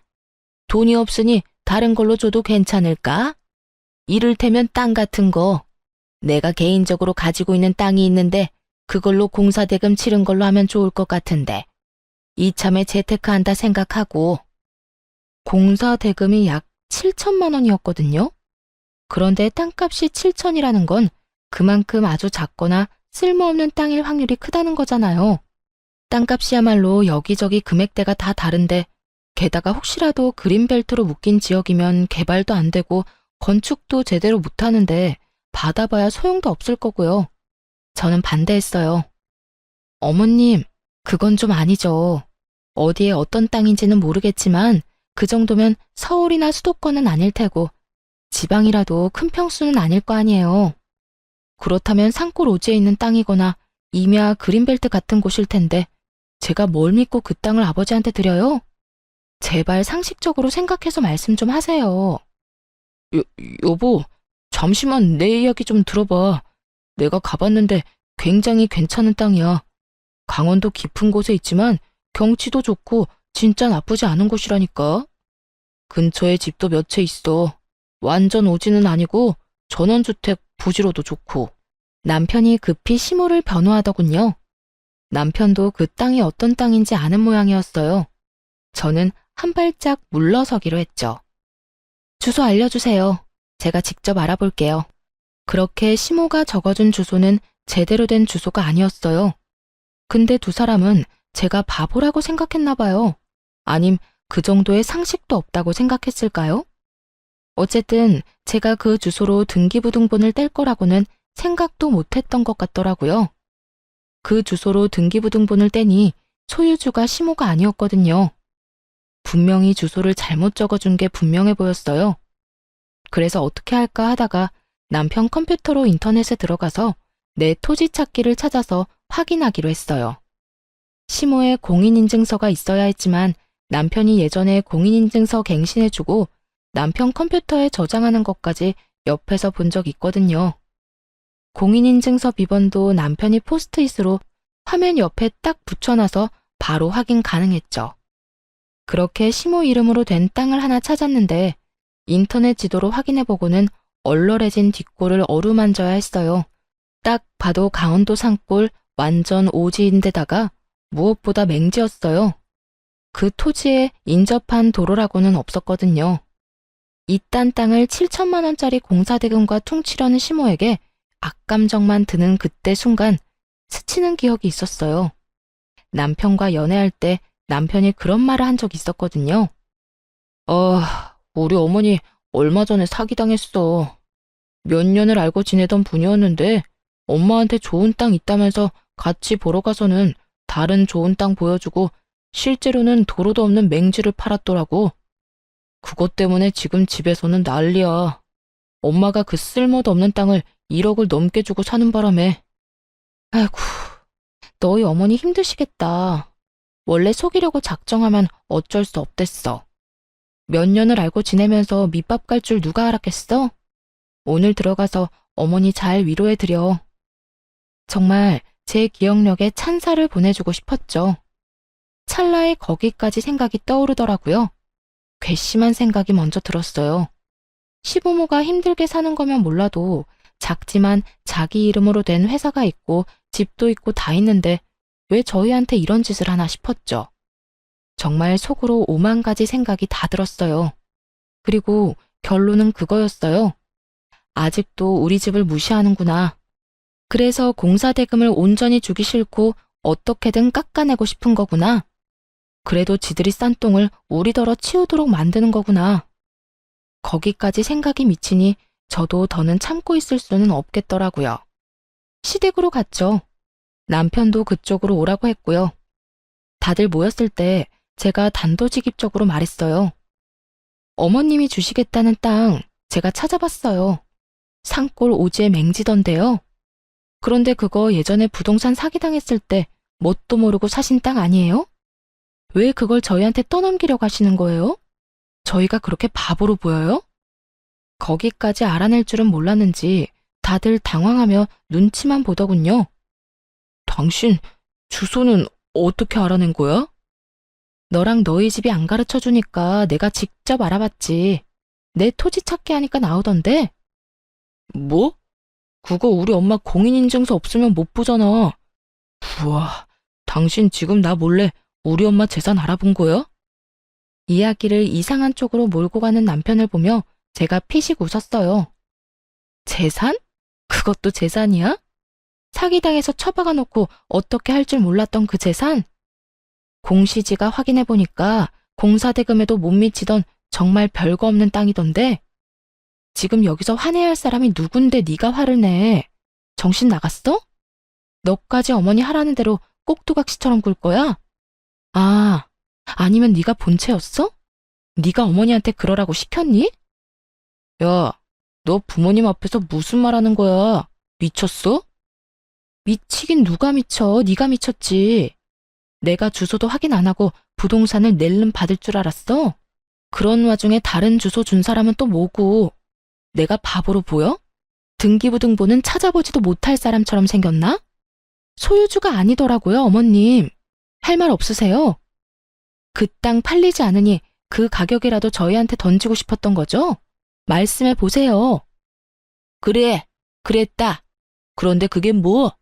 공사대금 줄 돈은 없고 대금은 내야 하니 내가 생각한 절충안으로 꺼낸 말이야. 주소는 내가 잘못 찍어준 거고. 그리고 너는 애가 은혜도 모르고 이 시어미를 이렇게 못살게 굴 수가 있니? 막말로 너희 아버지 우리 덕분에 일거리 많아진 거 아니니? 그 정도로 의뢰 많이 받았으면 우리 집 공사 정도는 공짜로 해줘도 되는 거 아니냐고. 그게 왜 어머님 덕분이에요? 저희 아버지가 솜씨가 좋아서 일이 많이 들어온 걸, 그리고 생색내는 거 부끄럽지도 않으세요? 저희 아버지가 우리 신혼집 리모델링 해주겠다고 했을 때 절대 안 된다며 막은 사람이 누군데. 그래놓고 뭐요? 우리 덕분? 바보 같은 남편 덕분이겠죠. 등신같이 사기만 안 당했으면 저희 아버지가 뒷수습해줄 일도 없었을 테니까. 야, 너 무슨 말을 그렇게 해? 나 지금 무시하는 거지? 우와, 이런 식으로 나오면 나도 못 참아. 그리고 우리 집이 돈 떼먹는 데어? 준댔잖아. 돈 없으니까 땅으로. 그 땅이 없는 땅도 아니고 실제로 있는 땅이야. 돈도 우리 팔려는 것보다 더 비싸게 주고 산 땅이고. 사기당했으니까 그렇지. 지금 네 말은 우리더러 너희 엄마가 싼 똥이나 치우라는 거잖아, 이 나쁜 놈아. 뭐? 똥을 치워? 야, 너 말 그따위로밖에 못해? 그래, 못한다. 그게 진실인데 뭘 어떡하겠어? 왜? 한 대 치고 싶어? 쳐! 치고 나도 편해져 보자, 어? 적반하장으로 나오던 시부모와 남편은 막 나가는 저를 보며 어이없는 표정을 짓더니 남편이 이내 그러더군요. 네가 이렇게까지 비이성적이고 감정적인 인간인 줄 몰랐어. 우리 이혼하자. 어차피 애도 없는데 잘 됐지 뭐. 그리고 엄마가 이번 리모델링 끝나면 더는 너 쓸모도 없으니까 이혼하라고 했거든? 내가 그렇게까지 할 생각은 없었는데 엄마 말이 옳았던 것 같다. 이혼해. 아, 벌써 이야기가 그렇게 다 된 거였어? 그러니까 그딴 땅도 땅이라고 넘기겠다고 하지. 피치, 내가 너 용서할 줄 알아? 공사대금 죽을 때까지 너 괴롭혀서라도 다 받아낼 거야. 한 푼도 남김없이 탈탈. 그러든지 말든지. 우리는 돈 없어. 공사대금 받아가고 싶으면 돈 생길 때까지 기다리든지 아니면 그 땅으로 가져가. 그거 아니고는 타협 없어. 왜 돈이 없어? 네가 주면 되지. 우리 신혼집 나한테 넘기고 가. 내가 차액 줄게. 그럼 되지? 그건 못 주지. 집값이 어떻게 될 줄 알고. 머리 쓰려는 것 같은데 그건 안 돼. 재산 분할하더라도 그 집은 내가 가질 거야. 너랑 내가 반반 냈으니 내가 시세에 반 떼주면 되는 거잖아. 남편 보니 무슨 생각인지 빤하더군요. 그 집은 9억이지만 안쪽 리모델링이 잘 돼서 저희가 샀던 가격보다는 더 비싸게 팔 수도 있게 됐거든요. 솔직히 그 집을 뺏기고 싶지는 않았어요. 왜냐면 그 집이 예전에 저희 할머니가 살던 집이었고 제가 태어났을 때 심었던 나무가 그대로 자라고 있었거든요. 한 번 잃었던 걸 다시 되찾은 기분이었기에 이대로 놓치고 싶지는 않았지만 저 혼자 어떻게 할 수 있는 부분이 아니어서 일단 집은 내려놓기로 했어요. 객관적으로는 그렇게 좋은 집이 아니었거든요. 제가 애착을 지닌 집이기에 저에게는 좋은 집이었지만 다른 사람들 눈에도 그렇게 보일 정도는 아니었으니까요. 결국 그날의 대화는 이혼이라는 결론으로 끝났어요. 시댁에서 나와 거리를 떠돌던 제가 친정아버지에게 전화를 했어요. 아빠, 공사대금 어떡하지? 그 집에서는 절대 못 주겠대. 땅으로 받아가라는데 내가 알아보니까 진짜 쓸모라고는 하나도 없는 땅이더라고. 그래? 일단 주소 좀 보내줘봐.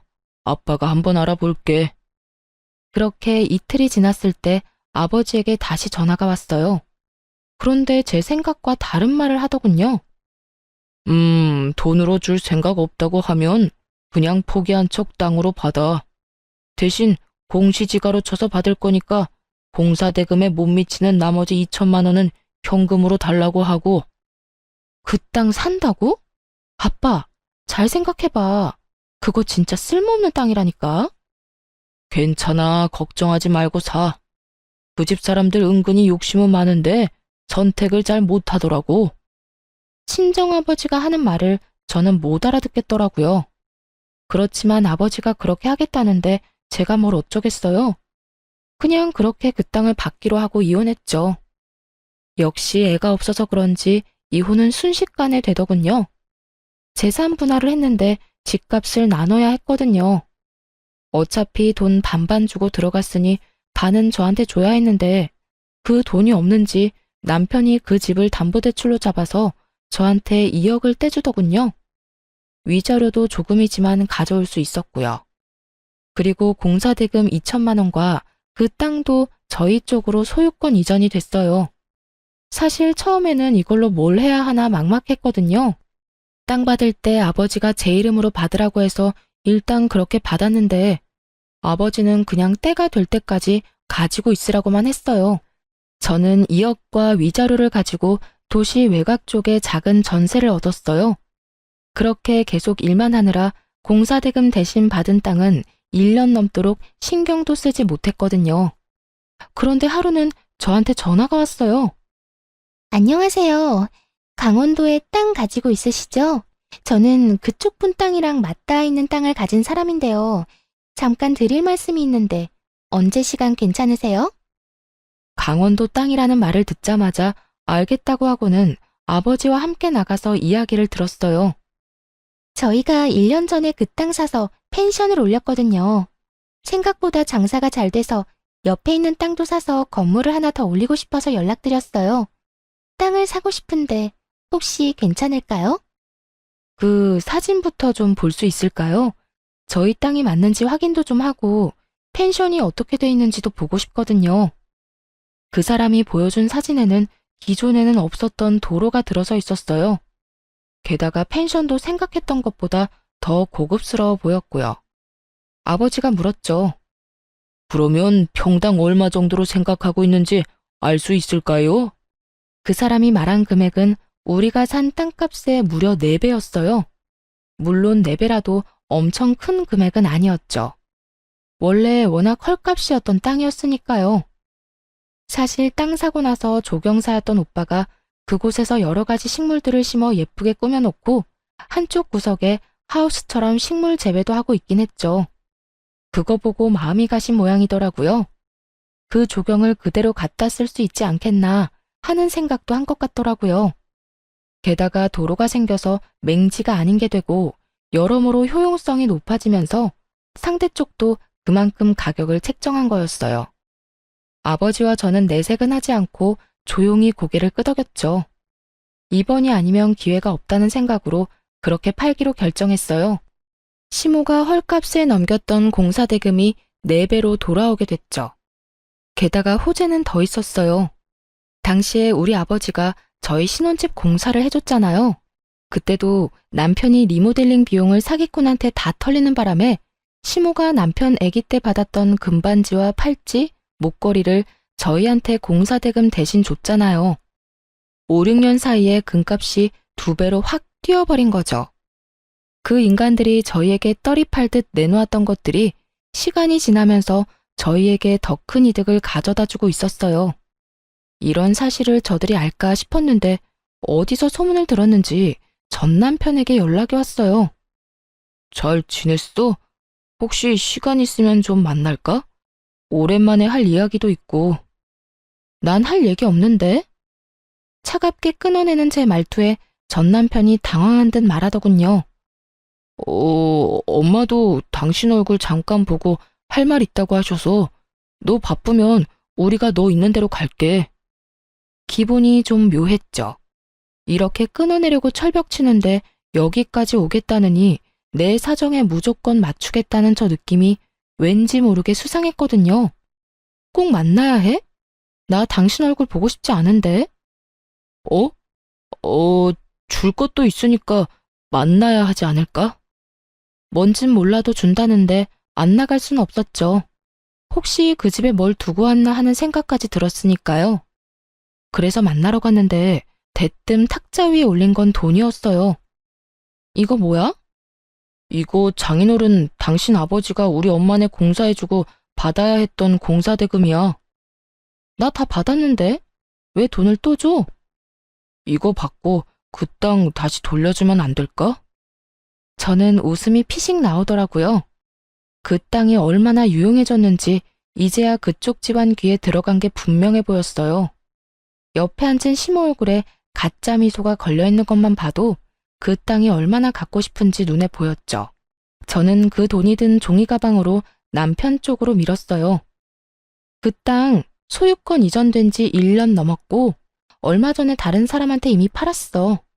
그 옆에 펜션 한다는 집이 잘 돼서 부지 확장한다고 나한테 연락 왔던데 팔라고. 그래서 팔았어. 팔았다는 제 말에 시모와 전 남편이 자리에서 벌떡 일어나더니 저를 추궁하더군요. 너 미쳤니? 그걸 어떻게 팔 생각을 해? 뭐? 그걸 팔면 어떡해? 네가 뭔 상관이야. 내가 내 땅 판다는데. 너 나랑 이혼한 거 잊었어? 너랑 나는 엄연히 남남이라고. 돈값 못할 줄 알았더니 4배로 팔릴 줄 누가 알았겠어? 하긴 우리가 예쁘게 꾸며놓기도 했지. 그러니 돈을 그만큼 쳐준 게 아닐까 싶네. 네 배? 이번에는 시모가 금액 이야기를 듣고 그 자리에 주르륵 주저앉더군요. 안 된다. 안 돼. 그 땅 다시 돌려줘, 응? 제발 돌려줘. 내가 그걸 얼마에 샀는데 내가 너한테 헐값에 넘긴 거야. 1억을 넘게 주고 산 땅을 왜 팔아? 돈이 되니까 팔았죠. 왜요? 우리한테 헐값에 넘길 때는 그런 생각 안 했나 봐요. 죽었다 깨어나도 저런 땅 가져갈 사람 없어 보였어요? 우리는 그때 분명히 돈 달라고 했어요, 돈. 그런데 그 돈 안 주고 사기당한 그 쓸모도 없던 땅 우리한테 후다닥 넘기려고 한 게 그쪽 분들이잖아요. 그때는 우리가 잘못 생각했지. 그 땅이 그렇게 돈이 많이 될 줄 알았겠니? 알았으면 나도 안 팔았어. 이제 우리 어쩌니? 그게 우리 희망이었는데. 지금 와서 돌려달라고 하면 제가 돌려줄 줄 알았어요? 진짜 웃기는 짬뽕들이시네요. 그 땅 떠넘기려고 헛짓거리 할 때는 언제고 이제 와서 후회하시는지? 그리고 제가 그 땅 가지고 있었어도 당신네들한테는 안 팔았을 거예요. 우리 엿먹으라고 뒤통수 치려던 인간들 뭘 믿고 땅을 팔아요? 전 남편과 시모가 망연자실한 표정으로 멍하니 쳐다만 보더군요. 돈 없다고 땅으로 가져가라고 할 때는 언제고 이제 와서 돌려달라며 돈을 가져오다니. 그때도 돈이 없던 게 아니었을 거예요. 지가 싼 똥 치우고 싶어서 우리한테 넘겼는데 그게 똥이 아니라 금이 됐다는 게 배 아팠던 거겠죠. 그러니 이제와 후회하고 울고불고 하는 거고요. 근데 땅값 올랐다는 소문은 어디서 듣고 왔대? 참 용하다 용해. 그거 듣고는 부랴부랴 돈 싸들고 온 거야? 정성은 갸륵한데 이미 버스 떠났으니까 손 흔들지 말고 집에나 가. 그 땅이 이렇게 될 줄 알았냐고. 금만 해도 그래.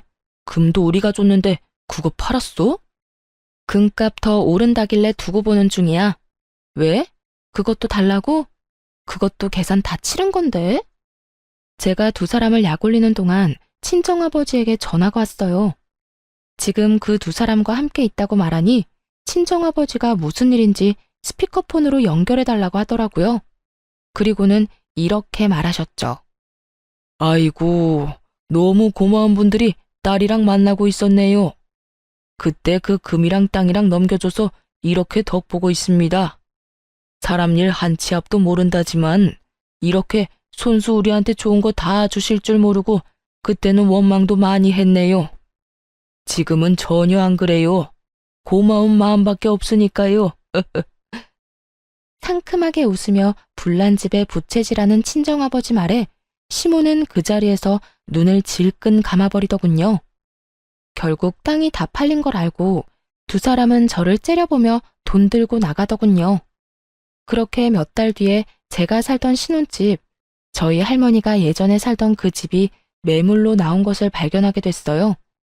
시세보다 저렴하게 나온 걸 보니 급한 모양이더군요. 사실 집값이 많이 떨어진 시기였고 부동산 시장이 꽉 얼어붙은 때였거든요. 게다가 금리까지 높아지는 바람에 남편이 받은 담보대출 이자마저 올랐을 거예요. 그 담보대출을 갚기 힘드니 집을 내놓은 모양이었죠.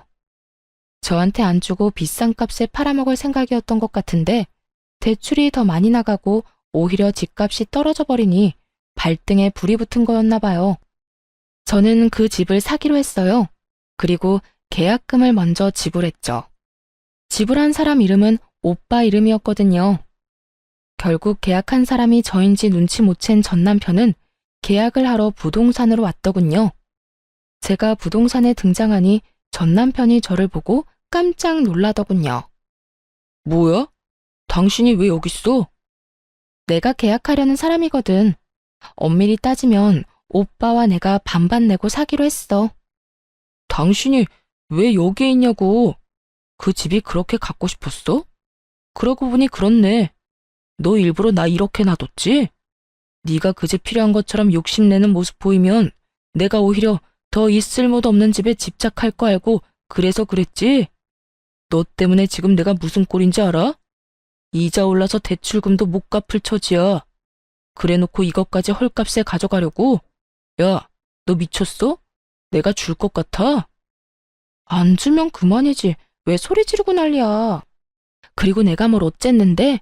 우리가 왜 이혼한 건지는 알기나 하냐? 네가 우리 집 무시했잖아. 너희 집 전체가. 우리 아버지 공사장에서 일한다고 무시하고 공사 대금도 제대로 안 주려고 하고. 이게 다 너희 집이 우리 집 무시하는 바람에 네가 피본 거잖아. 너희가 정당하게 공사 대금 돈으로 줬으면 너한테 억울할 일이 있었겠어? 그 금도 다 너희 집 거였고 그 땅도 다 너희 거였어. 누가 달랬어? 지들이 제발 가져가라고 떠밀어 놓고는 이제 와서 누구 탓을 해? 한 입으로 두 말하는 양아치 같으니라고. 말 다 했어? 나 안 팔아. 안 팔 거니까 꺼져. 그래? 그럼 관둬. 그럼 계약금이나 배상해. 알지? 2배. 매도자가 계약금을 받은 채로 계약을 파기하면 그 2배를 지불해야 한다는 조건이 있었거든요. 결국 전 남편이 씩씩대며 제게 그 돈의 2배를 돌려줬죠. 그렇지만 제가 그 집을 포기한 건 아니었어요. 계속 주시하고 있었죠. 결국 제가 원하던 연락이 왔더라고요. 아직 그 집 살 생각 있어? 생각보다 집이 안 팔리니 똥줄이 탄 모양이었어요. 하긴 아파트도 아닌 구옥에 외관도 허름했으니 그렇게 쉽게 팔릴 리가 없었죠. 내가 굳이? 그런 짓을 왜 해야 하는데? 이미 한 번 엎질러진 계약인데 너 그때 죽어도 안 판다고 하지 않았어? 말이 그렇다는 말이지. 내가 진짜 안 팔려고 그런 건 아니야. 살 생각 있으면 제값 주고 가져가던가. 미안한데 살 생각 없어. 당신이 알아서 잘 처리해. 다시는 연락하지 마. 야, 잠깐만. 내 말 좀 들어봐. 아깝지 않아? 너 이 집 좋아했잖아. 그럼 좀 더 깎아줄게. 제발 부탁이야. 한 번만 내 말 좀 들어줘봐. 됐다니까. 끊는다. 그렇게 끊어버리자 문자로 온갖 욕을 다 보냈더라고요. 사실 일부러 튕겼어요. 안 팔릴 거라는 거 알고 있었으니까요. 결국 3달 뒤쯤 그 집이 경매 매물로 나와 있는 걸 발견했죠. 담보대출이 워낙 많고 워낙 오래된 집인데다 아무래도 입지가 좋은 곳도 아니라 몇 번이나 유찰이 됐더군요. 그래서 가격이 많이 떨어진 상태였어요. 그리고 그건 저에게 매우 좋은 기회였죠. 제가 저번에 사려던 금액보다 훨씬 저렴하게 낙찰받을 수 있었거든요. 그 뒤에 낙찰받은 사람이 저라는 걸 알았는지 전 남편에게 연락이 왔어요. 야, 너 경매로 나올 거 생각하고 안 샀지? 어떻게 이렇게 악독할 수가 있어? 나는 완전 빈털털이 아무것도 없는 이웃남 신세가 됐는데 왜 너만 잘 나가냐고. 네가 왜 빈털털이야? 너희 아버지 사업하잖아. 가서 돈 달라고 하면 되지. 지금 그 사업도 망하기 일보 직전이라고. 내 상황이 이런데 어떻게 너까지 내 뒤통수를 쳐? 그래도 한때는 와이프였잖아. 내 뒤통수 먼저 친 건 너고요. 사기당해서 산 땅 우리 집에 헐값에 넘기려던 게 너 아니었어? 되게 넌 결백한 것처럼 말하네. 그래도 지금 결과를 보라고. 너 혼자 다 가져가게 됐잖아. 이건 아니잖아. 왜 내가 이런 꼴을 당해야 해? 왜? 투정 부리고 싶으면 너네 엄마 찾아가서 투정 부려. 나한테 전화해서 이딴 하소연하지 말고. 듣기 싫으니까 끊을게. 그렇게 전화를 끊고 다음 날인가 시모가 저한테 전화했더라고요. 제가 시모 번호를 차단해놨더니 모르는 사람 번호로 전화해서요. 야, 네가 인간이야?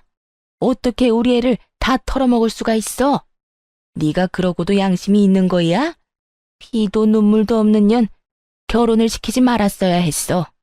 그랬으면 우리 아들이 이렇게까지 너한테 다 뺏기진 않았을 텐데. 헛소리 하려고 전화하셨어요? 웃기네요. 싫다는데도 저한테 자기들 거 다 안겨준 건 그쪽이랑 그쪽 아드님이잖아요. 그래놓고 이제 와서 후회는 왜 해요? 남의 떡이 커 보여요? 아, 하긴 떡이 그때보다 많이 커지긴 했죠. 그렇다고 해서 이미 준 걸로 후회하면 한도 끝도 없어요. 그래도 인간적으로 고마움은 전할게요. 그때 우리 집에 주신 거 다 고마워요. 안 받았으면 큰일 났을 거예요. 이렇게 대박 칠 줄 누가 알았겠냐고요. 아유, 아까운 내 금, 아까운 내 땅. 그것들이 지금 시세가 얼만데 그걸 놔뒀으면 내가 지금쯤 이러고 있지도 않을 텐데. 아이고, 내가 미쳤지. 왜 그걸 전현한테 줘가지고 조금만 더 기다렸으면 됐을걸. 전화로 악담을 퍼붓던 시모의 전화를 끊어버렸어요. 이제와 후회한들 어쩌겠어요. 저는 손해 하나 안 보고 이혼했으니 이혼 잘한 거지만 공사대금 좀 아끼려다가 손에 쥔 패드를 모조리 넘기고 결국은 나중에서야 후회하며 눈물 흘리는 저들은 이혼이 최악의 선택이었던 거죠. 그리고 이렇게 된 것도 제 탓은 아니잖아요. 그래도 그 집까지 뺏어오니 속이 다 시원하더군요. 저는 경매로 산 우리 신혼집의 외관을 친정아버지에게 부탁해 살짝 고쳐서 살고 있어요. 아버지도 그 집 가져온 거 너무 좋아하셨고요. 그 집에는 저뿐만이 아니라 아버지의 추억도 함께 들어 있으니까요. 친정아버지도 종종 들르는 집이니 앞으로도 제가 계속 가지고 갈 집 같아요. 어떠세요? 웃기지 않나요? 어떻게든 값 깎아보려다가 영혼까지 탈탈 털린 저의 전 시댁 사람들 이야기요. 여러분들이 재미있게 읽어주셨다면 좋겠네요. 그럼 모두들 즐거운 하루 되세요.